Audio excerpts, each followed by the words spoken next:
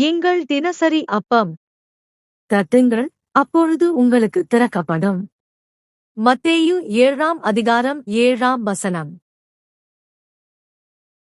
பிரியமானவர்களே, கதவை தட்டுகிற உங்களுக்கு எந்த நேரத்திலும் கதவு திறக்கப்படலாம். வருந்தி கேட்கிற உங்களுடைய சத்தத்தை ஆண்டவர் கேட்டார். பாதி ராத்திரியாக இருந்தாலும் ஆண்டவர் உங்களுடைய கூப்பிடுதலின் சத்தத்திற்கு அவர் உருக்கமாய் இறங்கி உங்களுக்கு முன்பாக உள்ள அடைக்கப்பட்ட கதவுகளை திறப்பார்.